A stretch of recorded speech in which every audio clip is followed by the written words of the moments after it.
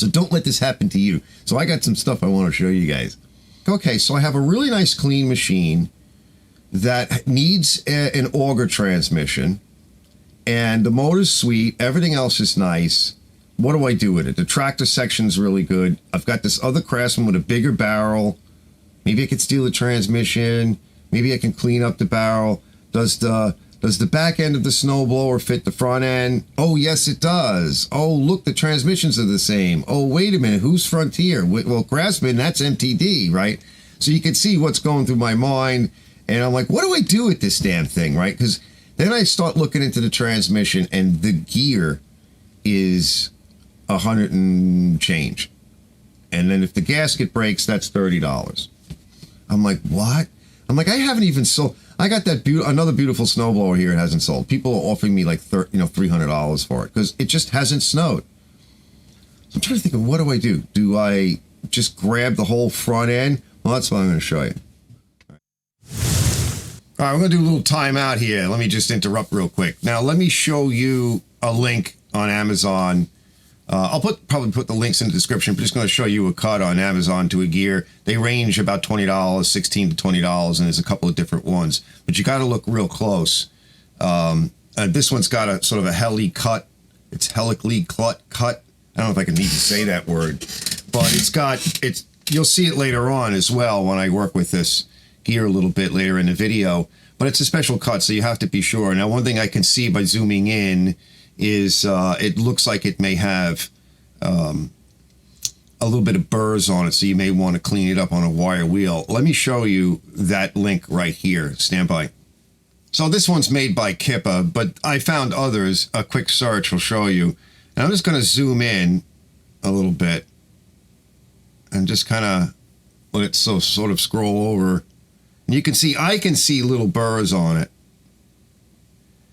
But you can see the way the gear is cut, right? It's cut on an angle, and then it's got this elliptical cut into it. That's important for this transmission design.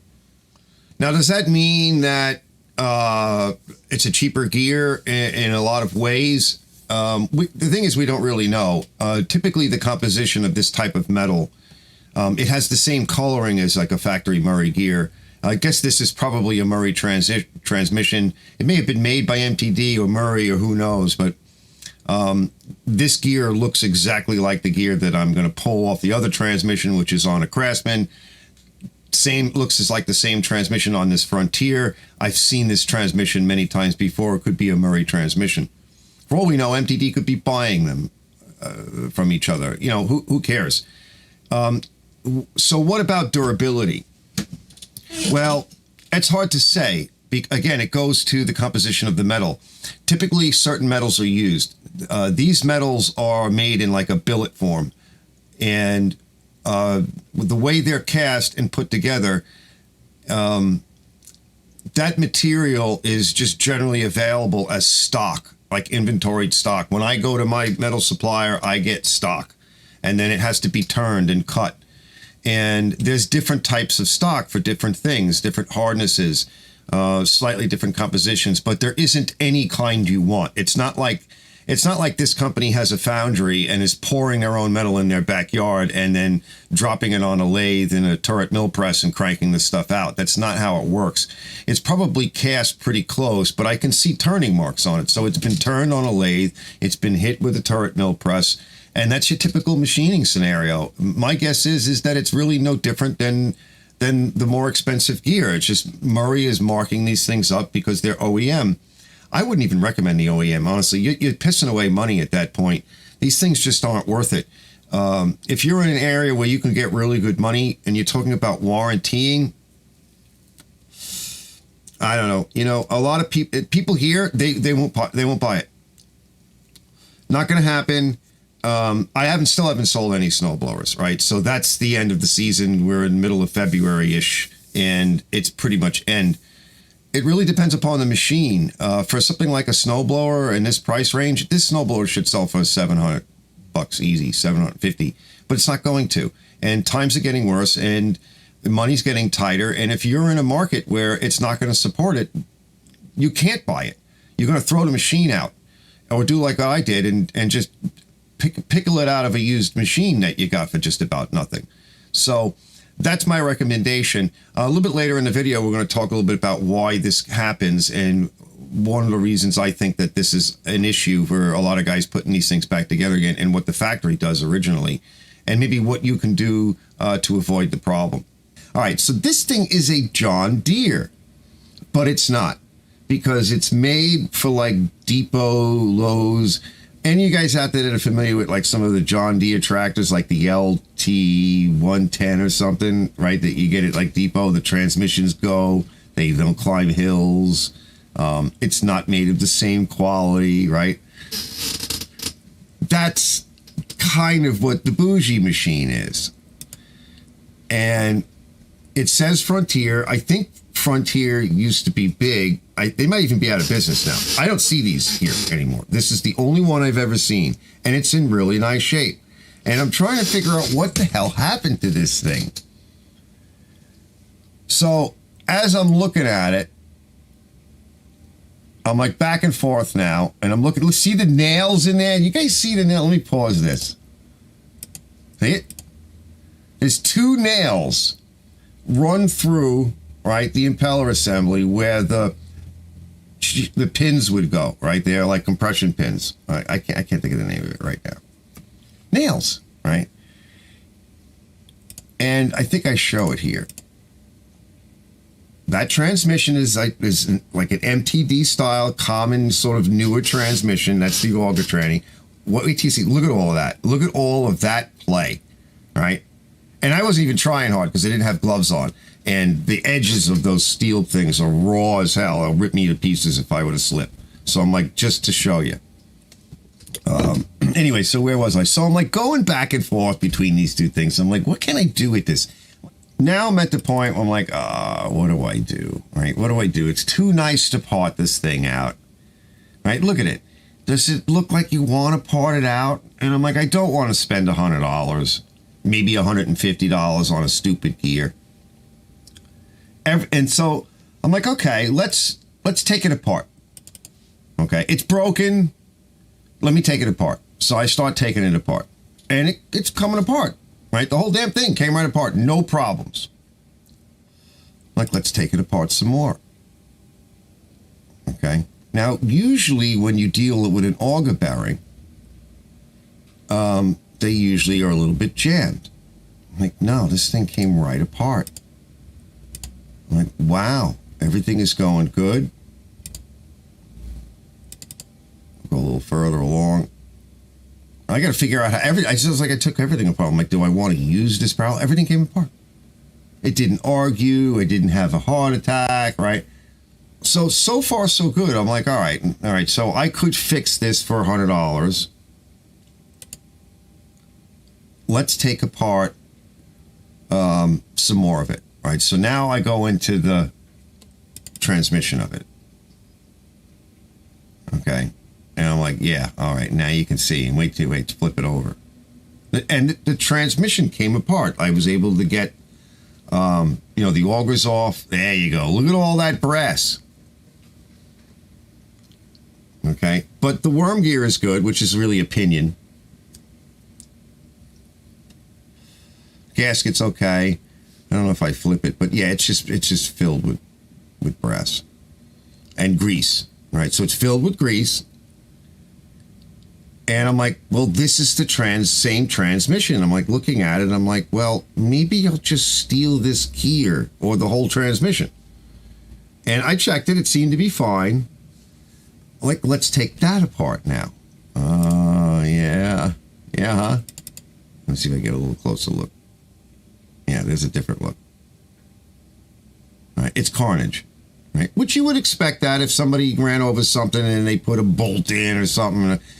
But it wasn't just that they put a bolt in. I found, certainly on one side, I found a shear bolt. And why those were in there, I think because somebody put nails in there, I think because they thought it wasn't engaging, maybe it was slipping. The pins that hold that in are compression pins, which again, I can't think of the name, but they're not going to break, right? They're assembly pins. They fold over, they're drift pins or something. you're not going to break those. So I'm thinking, all right, he ran over something, but the transmission should not have completely failed. It really shouldn't have. So let's go to take apart the red transmission and housing, right? When I say transmission, I'm talking about Auger transmission. So I managed to get this off, right? And I'm trying to sand it because I got the sense that it's going to get stuck. I could tell. I tried different things to get it off.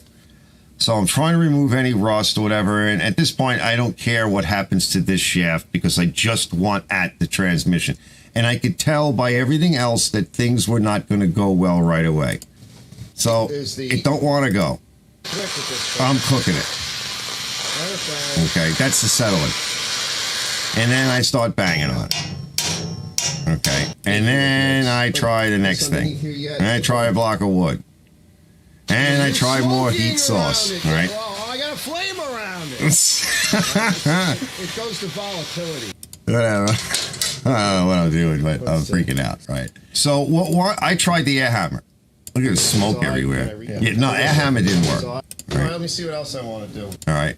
Now we're going to try good old-fashioned front end, automotive front end tools, right? These are the tie rod. It's actually come well, one tie rod kind of moved it, tie rod remover. Then two of them. All right.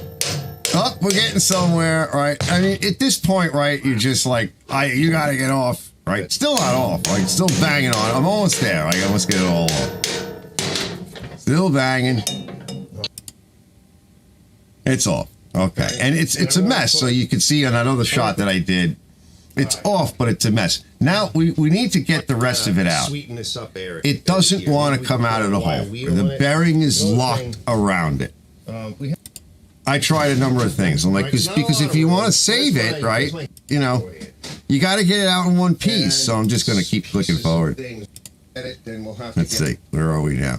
Oh, I'm still working on it. Still trying to clean it and try to make some room, right? And I'm still fooling around with it. And I'm banging it again. I think in the next one, you're going to see me slamming on it, right? I'm like, come here, you. It's still not out, right? It's just like another cut. See, there I'm sanding it. Probably not. But just trying to polish the shaft, make sure there's nothing in its way. Get a proper feel for it. Yeah, you got a proper feel for it. Shut up, Arch. So I got it down, but it's stuck. It's close. It's on tight the end. To the case. It's not moving. It's not going to move. A bit more height. I got the height. I'm banging on it. Yeah. Extend the height so this room, working with gravity and trying to buzz thing, the bang it thing, trying to push it down, right? At some point, you would just distort things so much from applying so much force. The green one just kind of like slid apart. If I can do that. So I don't know how long I was fooling around with this, right? I was like, all right, I've had enough of this. Okay. Out comes the flame wrench, right?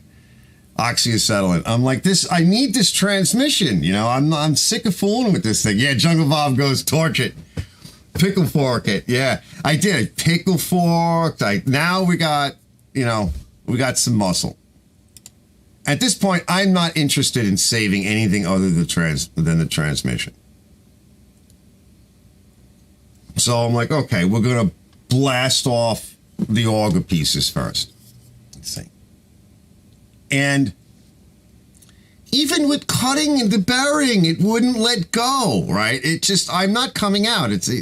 I don't know if you guys have ever run into something like this, but I mean, I certainly have, but it's just one of these things where no matter what I did, I tried to be a little careful. I didn't, I was like, well, if I don't damage it, I might be able to use some of this, right? Now, keep in mind, in the back of my head, I know this thing was a parts machine last year. I know Arch did lose it. Okay. That's why when I make the video, I want to try to have these kind of highlights, and I'm banging on it again. It doesn't want to go. All right. Back comes the torch, right? I think this time I finally get it. big lump. I broke a handle on one of my lump hammers. Seriously. Right? One of these, this is the bigger lump hammer. Yeah, hopes and dreams, finally. Hopes and dreams. Finally get it out. Now, my struggles are not over. No, they're not. I'm not done yet, right?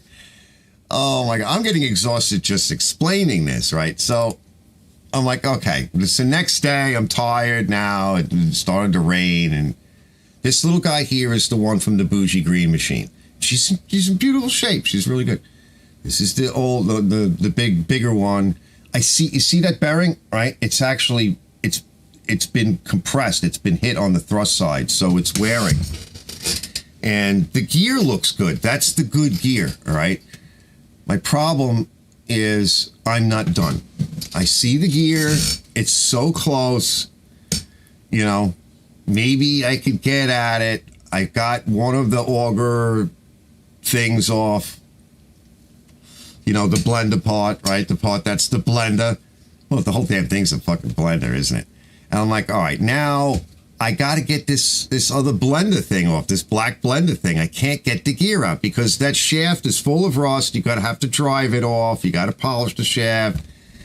I'm like, I can't get this damn thing off, right? For some reason or other, I can't hear this. Out comes more tools. Right, in the vise it goes. All right, let's put a monkey wrench on it, right? I noticed that there was a burr. It must have broken a shear pin at some point, and a burr or something got kicked up in here. Like, that's not good. It's deformed. It's got junk in it. It's got rust in it. And the length of a shaft like that, two shafts that are on top of each other like that, the amount of friction, you get a burr in there and you get rust in there, the chances of you getting that off are very slim. So I tried, out comes big old Mr. Wrench, right? And I'm like, maybe I can twist it. I wound up giving up and I brought it outside the next day and I heated this with the oxyacetylene and I tried to bang it and twist it off. I knew it wasn't going to come off. I'm not wasting any more gas. So I'm done wasting gas. Let's see, where are we? Right? I tried polishing this section of the shaft thinking, right, see what I'm saying here? Like I'm pointing to, I'm thinking, well, maybe I can just drive it this way and be done with this. Nope, I want to go, right? And I can't bang properly because this stupid thing is in my way. And I can't get that off, so I have $100 brass beauty. Over $100, really. Like that, I need you, right? Come to daddy, right? You need to come off now. Come to me. It will go. I'm like, all right, I don't know what to do. Do I give up?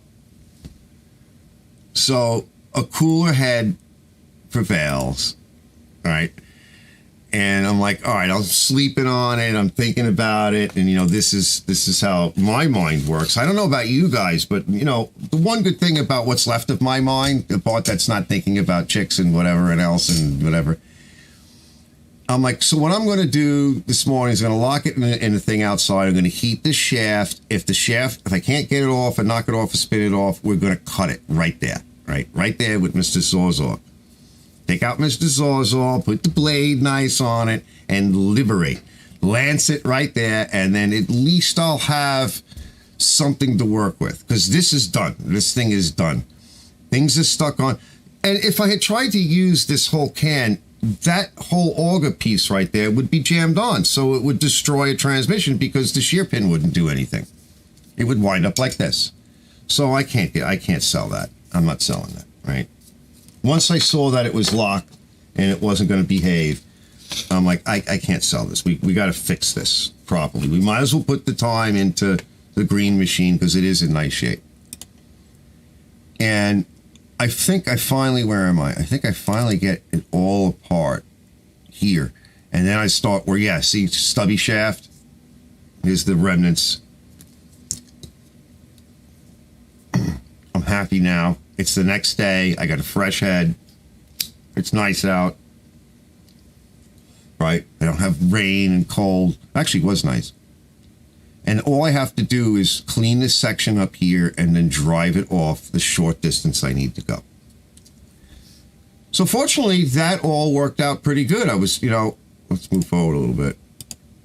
And I want to talk a little bit about in a minute about why. Now, I started to shoot this, and I wasn't paying attention. I was happy now. And I wasn't paying attention, and the battery ran out. That almost never happens to me, but it happens to us. You know, I'm sure you've heard a lot of YouTubers be like, oh, I ran out of the battery at that critical moment, right? When you're like excited, like, oh, I can show this to the fellas. Let me get this. Yeah, what happened? Oh, the battery ran out. Nice. There goes that moment. Can't reproduce that stuff.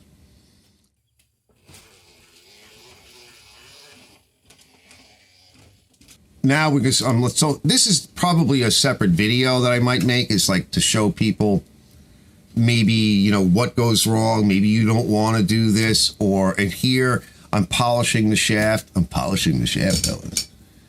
Let me show you how I polish the shaft. Okay. Nobody wants to see that, Arch. No. So I spent some time polishing it up, and I want to do tips and tricks and stuff like that about, how I like to clean up a shaft and make it nice, and the different grits that I use. And you don't want to take away metal really, but you have so much rust on it that rust has eaten some of the metal and it's in the way. And of course, you're not going to be able to assemble anything. So I spent a little bit of time out. Was it today? I don't even remember. I don't even know where I am right now. Right? This whole thing blew me out. And nice day outside with the vise, just spending a little bit of time getting everything nice. You see, look at how much, by the way, look at how much that fine sandpaper, how much rust it kicked up, even though it looked like it was clean. So, yeah. And I want to make sure that at this point now, so I think this is the second, this is the shaft from the green machine, and we got to get off that broken gear, but I might as well prep the shaft properly and get everything done, make it nice, and then I drove it off. I'm surprised I can't hear this. Usually this works, but something went wrong. It's probably something to do with the output.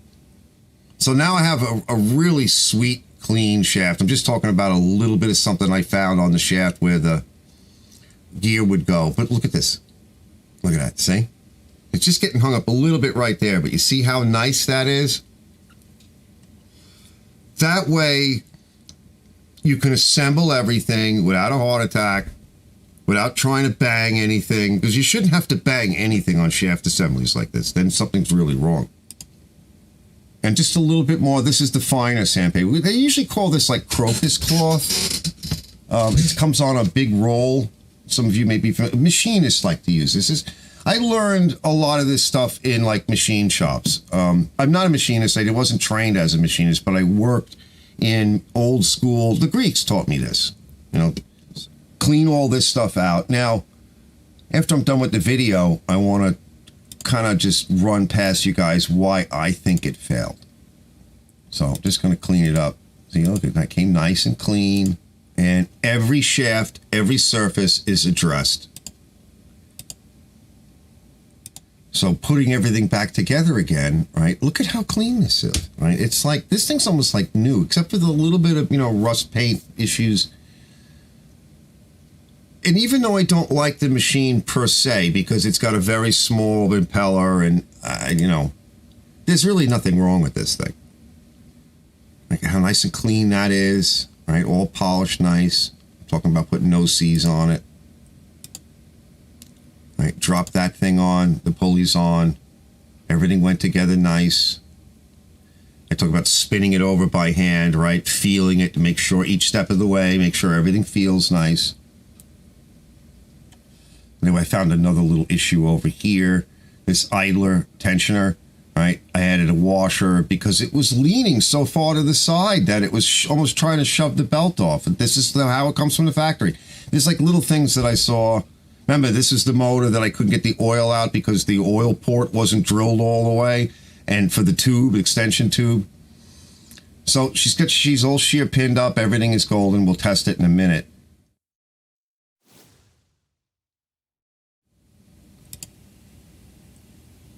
See, there's the gears. the helically cut gears. And See, that's they're how going, it's looking at this expensive way, it's because going of in the this way the direction. gears So are cut. would They're be on an my angle. lap, You can't put it in the like wrong this. direction. I'm explaining So this. if we were to put it on the other way, I'm what just happens stopping is it they and going still back go to in the sleep. I same hope you feel direction. better, sweetheart. Get some rest. Okay, they're going in this direction.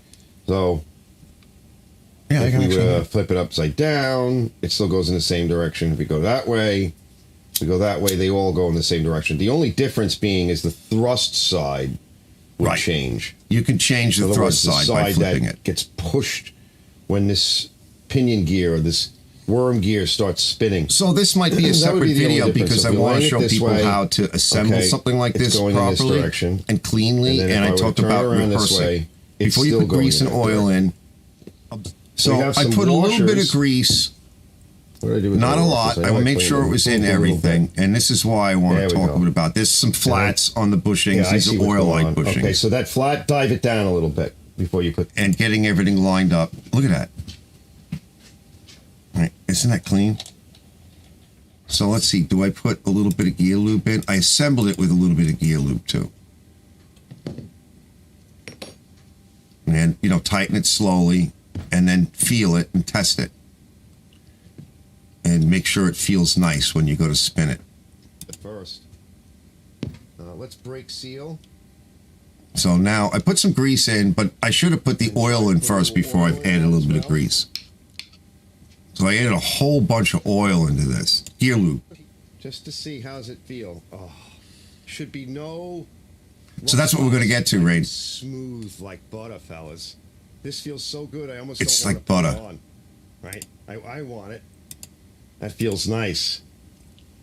All right, enough fooling around. Right. I think I you made can my point. feel, Now, like, especially with things like gears and bearings and stuff, you can feel it. You get used to the feeling. Let's see, what's the next one I want to go to? And then we're going to go backwards, and I want to talk about why I think it happened. And then the last thing I did was, this is the actual the Auger main bearing, right? So you could replace it. Now's the time to do that, right? But it was in nice shape. So what I did was I picked up the seal with the pick. And seal here. It's been shoved out of the way. It's all on top of the cage or I'm to the perimeter. sort of re-explaining again why I think the Same gear problem failed. you're run into, by the way, as with overfilling the grease on that. All right. So I shoved some grease back in there. Not a lot, because there's no place for it to go, and this is what I mean. Grease is a combination of soap. And then I put everything together. And it feels really nice. It felt good before, because everything on this thing was good. It had an accident. Just like I'm saying, if this is packed and a bunch of years go down the road and you want to put more grease in, where's the grease going to go? Is it going to blow out a seal? You're not going to be putting enough pressure on it to do that, trying to fill it. So I recommend oil at that point. If you pack it with grease when you put it together, you're going to reduce the ability to do service intervals on it, and then you're going to blow the training out. Right? So that's a mistake. All right? All right, we're ready to put stuff together. I'm going to Let me swap re-say cameras that. and such, and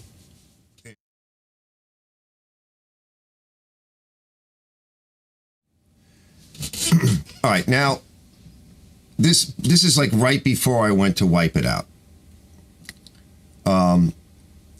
There was a lot of grease in there. When you start wiping it out, you realize how much grease is in there. Remember, there's a gear that goes in there, and then there's the shaft, and there's the bearings or bushings. All of that and the grease in that one cavity. It's got seals on every shaft, so it's essentially a sealed unit. And what I talk about all through this is the problem of grease versus oil. Now, most transmissions, let me back to me, grease versus oil. And let's see if I can formulate a good way to say this, which is why I'm going to try to put together a video that, try to really figure out how to put together this video. It's don't let this happen to you, right? So the first part of don't let this happen to you is service intervals for a machine like this. Remember, it's exposed to the outside in ways that lawnmowers are not. You're talking about water, salt water, potential salt water, rain, snow, shafts, and shafts rusting up and not being lubricated, and you can't get it apart. So that's the first problem. If you can't get the damn thing apart, it's garbage. the way that red machine had to come apart, if you had all of the replacement pieces, the shafts, the auger blades, the gearbox, the bushings, all of that, you could do it. But let's say you bring your machine in and it's in a condition like that, and because you hit something, and maybe it spun one of the, maybe it broke one of the shear pins, but you put a shear pin in and something's not right. You're hitting a flat spot. The auger's not spinning all the time. You hear it. You might even hear it. And then it gets really bad. Now you bring it in, or yourself, you go start looking at it, or you bring it in. Let's say you bring it into a real mechanic, and they give you a huge number. It's not worth it. That's probably what happened to the green machine. They tried fooling around with it. They guessed at a few things, and somebody might have given them a really high price because they probably gave them a worst case scenario price. Not necessarily the worst case scenario of the red machine, but a price. Maybe $400, something like that. It's a lot of work to get it apart and put it all back together again. I don't know. I'm guessing.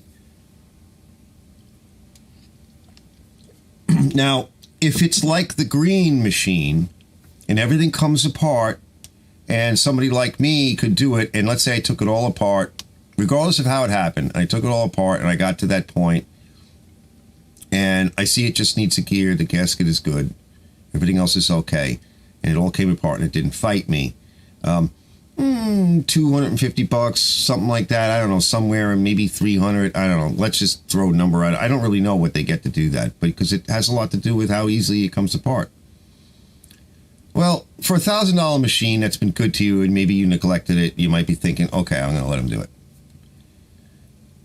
If it's been neglected and it winds up like many of them do, like the red machine, all bets are off, because the person can't get it apart. You or the mechanic, you can't get it apart. And even if you do get it apart, like what I went through, you spent the day doing it and you don't have the replacement pieces.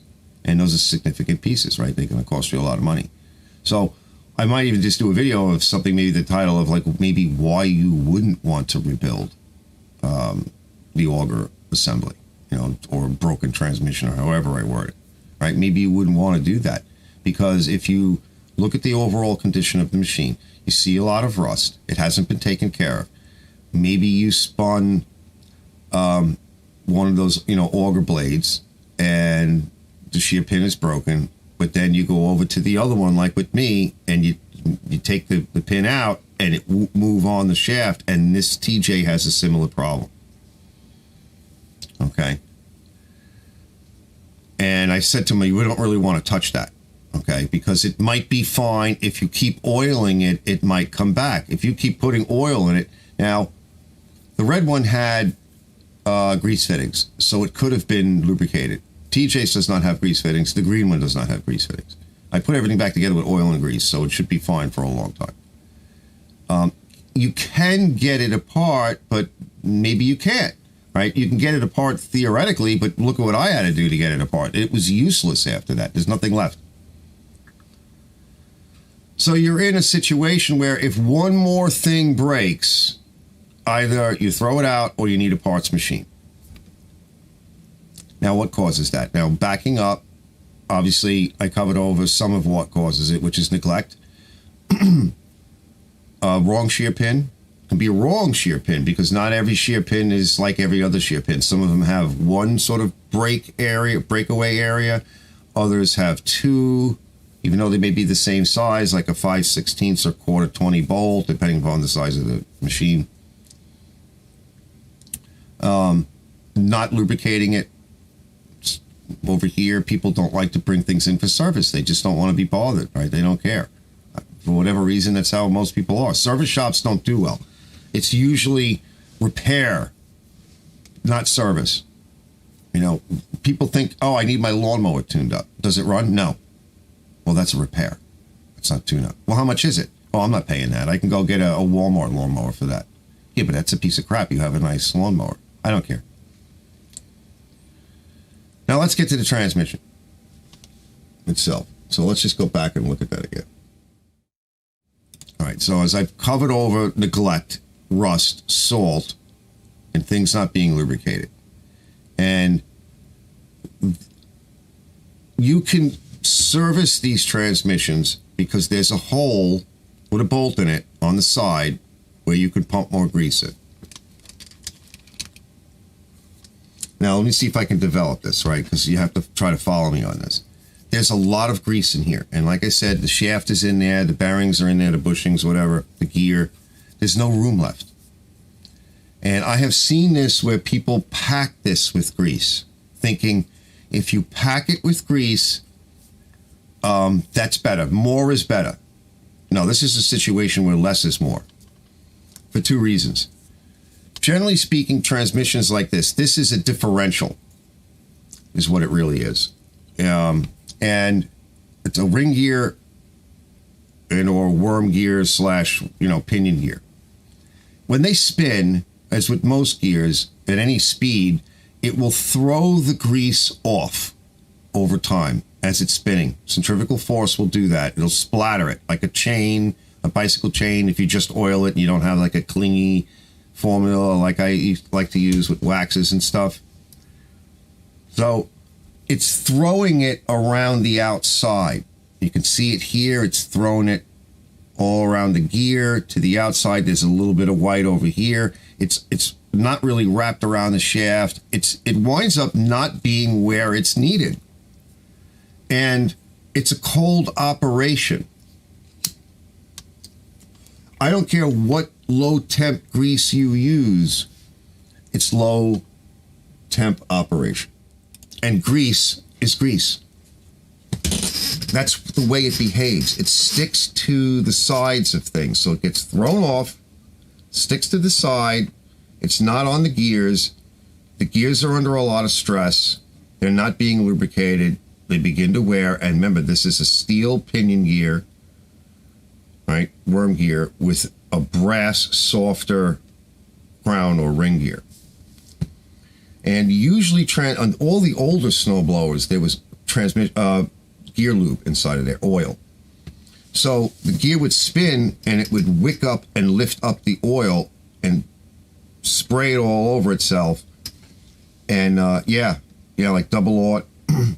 And gear lubes, the better ones, have this thing that they call climbing ability. As the gears and things are spinning, a gear lube is designed to lift and climb with the gear and stay with the gear. And it's that climbing ability, and partly that's the sulfur additives and other things, right? High pressure additives. There's additive packages in these lubes that help it to climb and stay with the gear as it's spinning. Greases can't do that.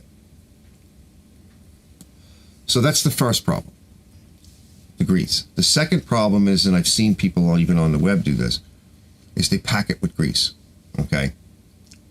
What's up, hetero? We'll just call him Rocks. Yeah, he missed my freak out session, right? Because now I'm exhausted. So we're back to the oil itself, right? It will try to wrap itself around the gear while it's moving. The grease will get pushed out of the way. And if you pack this cavity, remember, it's not vented to atmosphere. It's sealed in every direction. So if it's packed and you go to stick the grease gun in there to try to get a dollop or two, a few pumps to lay on the gear or gears, right? There's nowhere for it to go. All the old grease is still in there that's years old, that has dried out and stuck to everything and is nowhere near where it needs to be. And you come along with your grease gun thinking, oh, I've packed it and now I'm going to add more. What are you going to add more to? There's nowhere for it to go. So usually when I service these things, what I'll try to do is I'll pour some either regular oil in, because remember, there's grease in there. So the ones with grease, I'll shoot some regular motor oil in there and see if I can get it in. And if I can get it in, then I'll try a little bit of, like 80, 90 or whatever it is I was using, right? Regular gear lube. And then I might follow up with a couple of pumps of grease. Just a couple of pumps. Because if you leave room in the cavity, let's say every year or every couple of years you come in, it's your machine and you want, let's say you go through all of this, and if you don't pack it, you just grease it and put a little oil on it, right? You come back, there's room for you to add a little bit more grease later on. And it might be 6 years or 10 years before you fill this thing up with grease or a combination of grease and oil, and now it's packed, and now you can't get any more in it. And maybe then it breaks. Or you take it apart, right? And you clean it all out and you start again, because there's nowhere for this stuff to go. And it won't go back onto the gear if it's grease. It's going to just get shoved out of the way. So I think that's the problem, is what happens to some of these things. And so if there's grease in it, put oil in it, because you're going to shorten the life of it. And if you pack it, if you pack it with grease and you put it together, now you're not going to have anywhere to go in the future. There's no more service intervals. That grease somehow is going to be pushed out of the way to wherever it thinks it can go. And some people think that if you really pack the crap out of it, the grease will stay close, but it won't. It will harden, and it will find a way to get away from the gears. And the gears will just skim it, and they won't grab it because it's stuck. It's grease. It's old. Anything I think that you can shove in there that's of like some kind of a gear lube would be the best way to go to start off with. The second best thing was if you could just take some motor oil and a squirt gun and shoot some in there, because it'll mix up with the grease a little bit. It'll wet it up, and then maybe that will get around the gear, like if you get enough of it in there. I mean, theoretically, yeah, I put oil in your snowblower. Yeah, TJ, I put oil in it. I took the thing out and I squirted oil in there. Now, not yours is a little bit different, so yours is actually a little bit better transmission. These are the newer variants, and you can see they are vulnerable, and I've seen them break before. Generally speaking, I don't play with them. And one of the reasons why I had the idea of just putting the red can on, the tractor section from the green one was because of the work involved, right? If you could avoid... think of my position, right? I have a lot of different parts. I've got a lot of different machines. I go out into the yard, and check out the garden and see, all right, what can I slap together so I can get it out here that's decent, that's going to be reliable? And I was thinking about it. I'm like, well, painting for me is way more easier than trying to rip apart transmission stuff with shafts that are rusty and everything, and that gets involved, and you need a lot of different tools. And I was trying to avoid it, whereas painting is like an easier thing to do, right? And, I'm sure you guys can understand. So it needs to be drilled and tapped top and bottom. Yeah, you could do that. Yeah. Yes. If you take yours apart, like if it's for yourself, I suppose you could do it as a thing.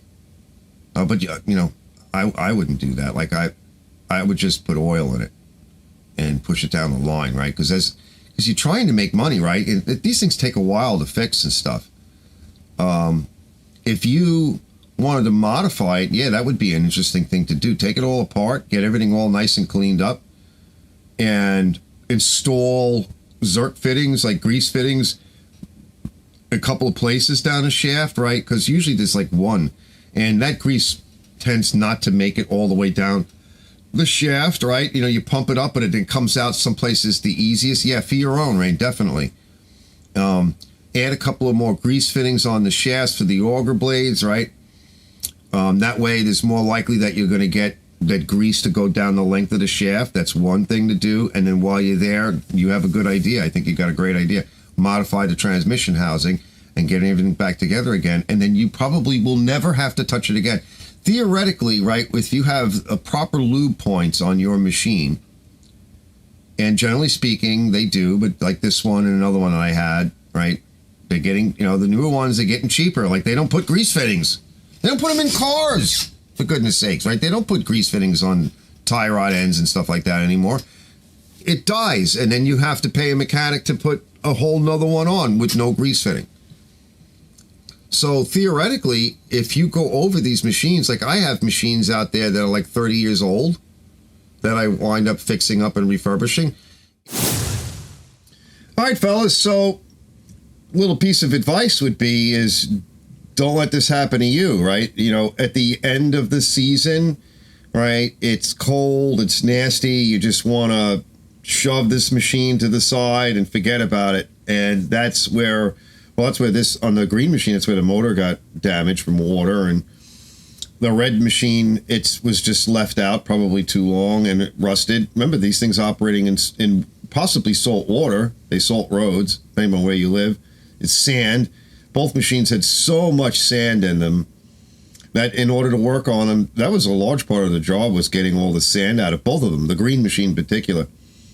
So I get it. At the end of the year, you don't want to be bothered. But you know what? When the spring comes and you go out there to kind of start up your lawnmower and do all of that, find some time, good soap and water, wash off your machine, let it dry for a day or for a week out in the sun, and oil it, lubricate it and oil it. And I think at one point where I show putting oil down in the auger bearing, and some people might think, well, it'll never go in past those seals. First of all, those seals aren't all that great.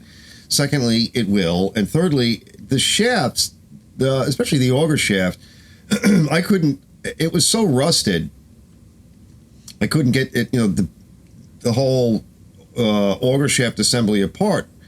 That's rust that's doing that. That's salt and water. If you put some oil on those shafts, you might buy a little bit more time. Everything is about buying time, fellas, right? Is to trying to put off down the road, the failure and the repairs. Sooner or later, everything breaks. Sooner or later, everything wears out. That's just the way it is. I'm wearing out. Get some oil on some of these shafts. You don't always have to use grease. Just oil the crap out of it and put it away. Try not to get it on belts and things like that, obviously, but then put it away. And a lot of it's going to drip off, but it'll create like a film and it'll offer some protection for a period of time. Whether it's you or a mechanic, they got to be able to get it apart. And the better you can keep your machine, that when it breaks, you might be able to fix it and get it apart, unlike the red one. Those shafts, the tolerances are fairly tight, but they're not so tight that they keep water out when grease goes in. They're loose enough in the beginning to where, you might pump some grease in it, but water and salt and whatever is going to get in there and it's just going to rot. So maybe you don't want to do a job like this. Maybe it's not worth it. And again, one of the ways you would know is how has it been taken care of? Did you buy it used? Did you have it originally? How was it taken care of? Does it look like it's all rusty like that red one, or does it look more like the green one? When I say taken care of, has it seen maintenance schedules? What are the maintenance schedules? Do you even know what they are? When was the last time you did it? How much grease and oil has it seen? How much water and salt has it seen? I think it's those kind of things that make the difference at the end of the day for longevity. Does the auger blades move on the shaft, right? Did it pop pins, shear a bunch of pins? If you've been eating pins because you're not policing your yard, as my dad used to say, and picking up all the junk, you may be really wearing out your transmission or, the differential. If the blade's locked, you take the pin out and it doesn't spin, or you look in there and you don't see it like wobbling back and forth on the shaft, right? You kind of grab those blades, use gloves, and it's not moving. It could be locked, right? That could be a problem. Start lubricating it. Start oiling it. Start putting like WD-40 on it or good penetrant lube. Start saturating with that kind of oil. Maybe it'll free up before you damage the transmission. Has the transmission been overpacked with grease? Has it ever been seen oil, right? There's a lot involved, right? I'm just trying to rattle stuff off my head. So maybe you don't want to do it because maybe it's too far gone. Use it until it breaks. Maybe come across a backup machine if you see one cheap enough that has these things that are in good enough shape that you can do something with. Because, for example, like I couldn't get that one bearing out, right? That whole auger assembly was so jammed up that even if one of those things I couldn't get to move, really means that the whole barrel assembly is garbage, really. Okay, what are you going to buy? A bunch of blades? I mean, you can. I'll see you guys on the next one. It's always about money, about buying time, and take care of yourself and take care of your machines. I'll see you later. Archer's Garage out.